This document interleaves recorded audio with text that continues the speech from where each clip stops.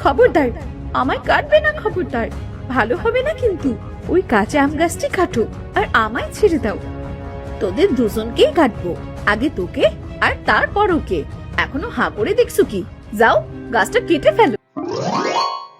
কানাইঘাটি গ্রামের পাশে ছিল একটা জঙ্গল। সেই জঙ্গলের ভেতরে ছিল দুটো আম গাছ। একটা গাছের আম দেখতে খুব সুন্দর, পাকা আর খুব মিষ্টি, কিন্তু এইটা নিয়ে তার অহংকারের শেষ ছিল না। আর অপর পাশের আম গাছটির আম ছিল কাঁচা আর খুব টক, কিন্তু তার মনে কোনো অহংকার ছিল না। তাই গাছের নিচে কেউ বসলে গাছের ডানা ঝাপটে সে তাদের বাতাস করত। একদিন দুজন লোক সেই গাছের পাশ দিয়ে যাচ্ছিল। কানাইদা, কাঠ কেটে জঙ্গলের পথ ধরে হেঁটে বাড়ি যাওয়া আর সম্ভব হচ্ছে না। কোথাও একটু বসতে পারলে ভালো হতো। আচ্ছা চল, তাহলে ওই গাছটির নিচে গিয়ে বসি। দেখ, গাছে কত সুন্দর আম ঝুলে আছে। একটু জিরিয়ে আম খেয়েই বাড়ি ফিরবো। তারা দুজন গাছের নিচে গিয়ে বসতেই গাছটি গর্জন করে উঠল, দূর হ, আমার গাছের ছায়া থেকে দূর হ, অন্য গাছের নিচে গিয়ে বস। শখ তো আমার গাছের নিচে জিরোতে এসেছে। ভারী বদগাছ তো তুমি। তোমার জন্মই তো মানুষের ছায়া বাতাস দিয়ে উপকার করার জন্য। আমার গাছ, আমি কাউকে ছায়া বাতাস কিচ্ছু দেব না। তোরা যাবি নাকি ডাল ভেঙে তোদের ঘাড়ে ফেলবো? কানাইদা, চলো আমরা ওই গাছটির নিচে গিয়ে বসি।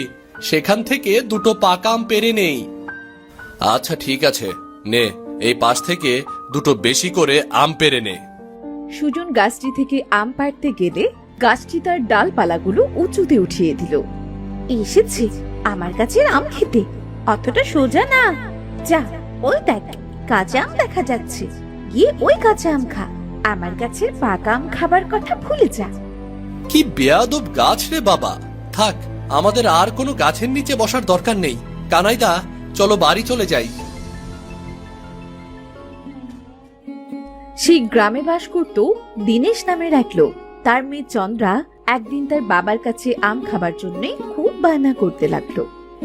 বাবা, ও বাবা, এখন তো আমের সময় বাবা, সবাই কত আম খায়, আমরাই শুধু খাই না। আজ হাট থেকে দুটো আমার জন্য আম এনে দেবে? মারে, এ বছর আমের দাম খুব বাড়তি। আমার যদি আম কেনার সামর্থ্য থাকতো তাহলে কবেই এনে খাওয়াতাম। সবার মতো আম খেতে আমারও খুব ইচ্ছে করে বাবা। এতই যখন আম খেতে ইচ্ছে করে তবে বিষ কিনে খানা। আচ্ছা গিন্নি, ও ছোট্ট মেয়ে, ও কি বাই বোঝে। ওর সাথে ভালোভাবে কথা বলবে, বুঝলে? হ্যাঁ, তোমার মেয়ে তো একদম কোসি খুকি না, কিচ্ছু বোঝে না। তবে আম খাবার কথা বুঝলো কি করে? অলুক্ষণে অপয়া মেয়ে একটা, সারাদিন শুধু খাই খাই করে। গিন্নি, কি বলছো? কি এগুলো? তুমি চুপ করো, তোমার মুখে আমি আর একটাও কথা শুনতে চাই না। দিন দিন মেয়েকে লাই দিয়ে গাছের মাথায় তোলা হচ্ছে, তাই না? বাবা, বাবা, তোমরা আমার জন্য আর ঝগড়া করো না বাবা। আমি আর কোনো দিন আম খেতে চাইবো না। তোর জন্যই তো ঝগড়াটা লাগলো। আজ সারাদিন তোর ভাত বন্ধ। যা, বাড়ি থেকে বের হয়ে যা। আমার মা মরা মেয়েটার জন্য তোমাকে আমি বাড়িতে এনেছিলাম, আর তুমি তার সাথে এমন ব্যবহার করছো। তার জন্য কি ওকে আমার কোলে করে নাচতে হবে? সত্য সব আদিক খেতা। চন্দ্রা একটা গাছের নিচে মন খারাপ করে বসেছিল। তখন তার বন্ধুরা চন্দ্রার কাছে এসে বলল, কিরে চন্দ্রা, তুই এখানে মন খারাপ করে বসে আছিস, আর আমরা তোকে সারা গ্রাম খুঁজে বেড়াচ্ছি। আরে কিরে, কথা বলছিস না কেন? তোর কি মন খারাপ? হ্যাঁ রে, বাবার কাছে আম খেতে চেয়েছিলাম, তাই মা আমাকে অনেক বকা দিয়েছে জানিস। ও, এজন্যই তোর মন খারাপ? আমরা তো তোকে আম খাবার জন্যই খুঁজছিলাম। সত্যি বলছিস? কই আম? দে দে আমাকে। আরে, আম তো আমাদের কাছেই নেই। শুনেছি জঙ্গলের ভেতরে একটা আম গাছ আছে, সেই গাছে নাকি অনেক পাকা আম। তাই সেখানে চল যাই, আম খেতে যাব। তাই তোকে ডাকতে এলাম। তাহলে এক্ষুনি চল, আর দেরি না। আমের কথা শুনে আমার তো জিভে জল চলে এসেছে রে। তারা সবাই মিলে জঙ্গলের ভেতরে সেই আম গাছের কাছে গেল। এই দেখ, এই সেই আম গাছটি। তোরা নিচে দাঁড়া, আমি গাছে উঠে আম পেড়ে নিয়ে আসছি। আমার গাছের আমের কথা ভুলে যাও তোমরা। আমার গাছের আম আমি কাউকে দেব না। আমরা অনেক দূর থেকে এসেছি গো তোমার গাছের পাকা আম খেতে। দয়া করে আমাদের সবাইকে তোমার গাছের আম খেতে দাও। দূর হ, দূর হয়েছে আমার গাছের কাছ থেকে। ওই দেখ আরেকটা আম গাছ, যা ওর কাছে যা। ওর কাছ থেকে যত ইচ্ছে আম খা। ওই আম গাছটি তোদেরই যোগ্য। অহংকারী গাছ একটা। তোমার এই অহংকার একদিন শেষ হয়ে যাবে। এই চল সবাই, আমরা ওই গাছ থেকে কিছু আম পেড়ে বাড়ি ফিরি। তারা আম গাছটির কাছে যেতেই আম গাছ তাদের স্বাগত জানালো। তোমাদের সুস্বাগতম। তোমরা যে আমার কাছে এসেছো, আমি খুব খুশি হয়েছি। আমার কাছে ছায়ায় তোমরা বসো, আমি তোমাদের জানা ঝাপটে বাতাস করব। আরে বাহ, কত সুন্দর ব্যবহার। মনটা যে একেবারে জুড়িয়ে গেল। তোমার কাছেও তো অনেক আম, কিন্তু তোমার গাছের আমগুলো কাঁচা কেন? সৃষ্টিকর্তার দান।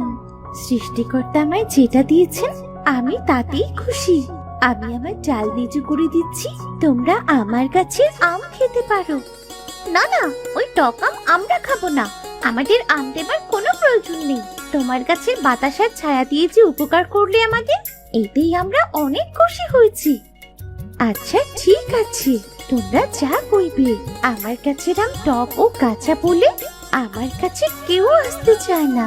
তোমরা যে আমার কাছে এসেছো, আমি এতেই খুব খুশি হয়েছি। তোমাদের পেয়ে আজ আমার খুব ভালো লাগছে। তুমি কি আমার মতোই কষ্টে আছো আম গাছ? আমারও তো খুব কষ্ট, জানো তো। আমার মা আমাকে একটু ভালোবাসে না আম্মামা। আম্মামা, তুমি আমায় মামা বলে ডাকলে? আজ সত্যি নিজেকে পরিপূর্ণ লাগছে। কেউ আমায় ভালোবেসে মামা বলে ডাকলো। এখন থেকে আমার যখন মন খারাপ হবে, তখন তোমার কাছে চলে আসবো আর অনেক গল্প করব। আমার আম তো কেউ পছন্দ করে না। তুমি কি আমার আম খাবে? তাহলে নিজেকে আমি সার্থক মনে করব যে কেউ না কেউ আমার কাছে ফল খেয়েছে। চন্দ্রা, তুই ওই টক আম নিয়ে কি করবি? চল তো, বাড়ি চল। পাকা আম যখন খেতে পারলাম না, তখন কাঁচা আম নিয়ে কি করব? তোদের খেতে হবে না, আম্মামার আম আমি খাবো। গাছটি খুব খুশি হয়ে তার ডালটা নিচু করে দিল, আর চন্দ্রা সেখান থেকে কিছু আম নিল। আম্মামা, আজ তাহলে আসি আমরা। তোমার সাথে আবার দেখা হবে। তারা আম গাছের কাছ থেকে বিদায় নিয়ে বাড়ি ফিরে এলো। চন্দ্রা বাড়ি এসে সেখান থেকে একটা আম খেতেই, এ কি, আম্মামা তো বলেছিল তার আম টক, কিন্তু এ তো খুব সুস্বাদু আর মিষ্টি। সোনার বীজ? এই আমেরাটি সোনার? এটা কি করে সম্ভব? আমি কালই আম্মামার কাছে কি জিজ্ঞাসা করব। পরদিন চন্দ্রা আম গাছটির কাছে গিয়ে আমের বিষয়ে জিজ্ঞাসা করলো। আম্মামা, তুমি যে বলেছিলে তোমার আম টক, মানুষ কেউ খেতে চায় না, কিন্তু তোমার আম তো খেতে যেমন সুস্বাদু তেমনি মিষ্টি, এমনকি তার বীজটাও যে সোনার। মেয়ে, সবাই তো আমার উপরটাই দেখে, ভেতরের খবর কেউ রাখে না। সবাই আমার উপরের কাঁচা আম দেখে ভাবে আমার আম খেতে টক, আর এই জন্যে কেউ আমার গাছের কাছেও আসতে চায় না। আসলে আম্মামা, আমরা মানুষেরা সবসময় উপরের সৌন্দর্যটাই দেখি, ভেতরটা দেখি না। যদি সবাই ভেতরের সৌন্দর্য দেখতো, তবে কতই না ভালো হতো। তুমি অনেক ভালো মেয়ে, আমার এই প্রতিদান পাবার যোগ্য একমাত্র তুমি। তাই তোমাকে আমার গাছের আম খেতে বলেছিলাম। তুমি ওই সোনার বীজ বিক্রি করে যত খুশি পাকা আম খেও। না গো আম্মামা, বাবার খুব অভাব জানো তো। আমি বরং বাবাকেই বলবো বীজটা বিক্রি করে খাবার কিনতে। আমাদের ঘরে আজ 2 দিন ধরে কোনো খাবার নেই, আবার তার উপরে সৎ মা। আমি সব জানি মেয়ে, তোমাকে আর বলতে হবে না। নাও নাও দেখি, এই গাছ থেকে আরো কয়েকটা আম নিয়ে বাড়ি ফিরে যাও। চন্দ্রা খুশি হয়ে গাছ থেকে কয়েকটি আম পেড়ে বাড়ি ফিরে এলো এবং তার বাবা মায়ের সাথে সব কথা খুলে বলল। তাহলে তো গাছটি খুব দয়াবান মা। মহান সৃষ্টিকর্তা যে কোনো উপায়ে আমাদের রিজিকের ব্যবস্থা করে দিলেন। চন্দ্রা রোজ আম গাছ থেকে কয়েকটা আম পেড়ে আনতো আর তার সোনার বীজ দিনের শ্যাকরার কাছে গিয়ে বিক্রি করে আসতো। দেখতে দেখতে তাদের অবস্থা বেশ সচ্ছল হলো। ওগো, প্রতিদিন এত অল্প অল্প সোনার বীজ কি করবে?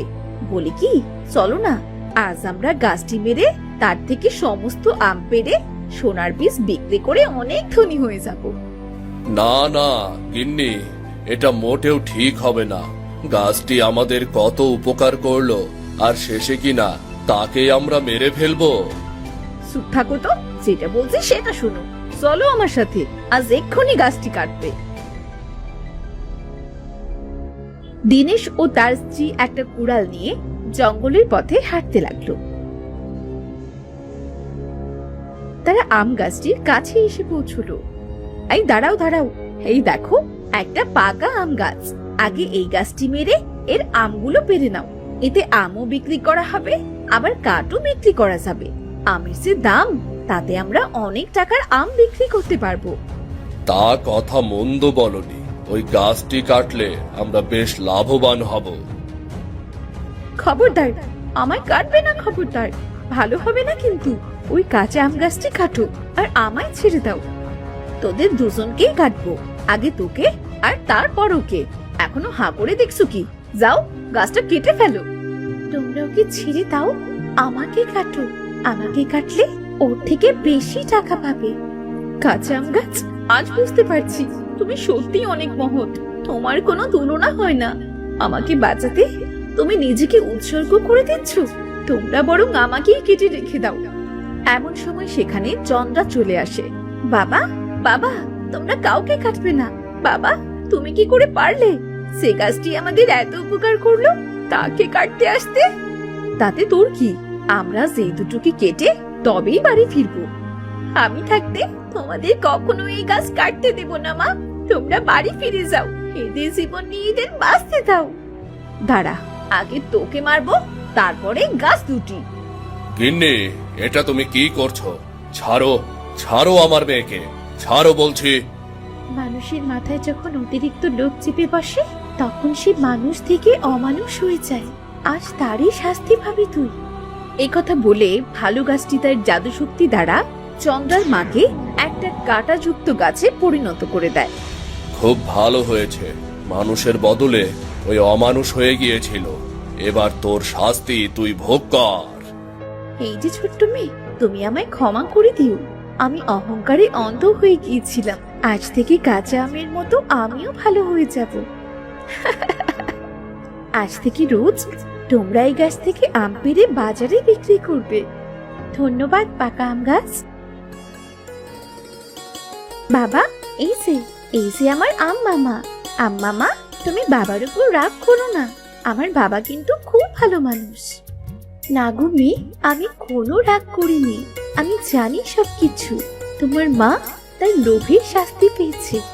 হ্যাঁ আম্মা মা, যেমন কর্ম তেমনই তো ফল হবে। শাস্তি পাওয়াই তার উচিত। আজ আমরা আসি তাহলে, আবার দেখা হবে।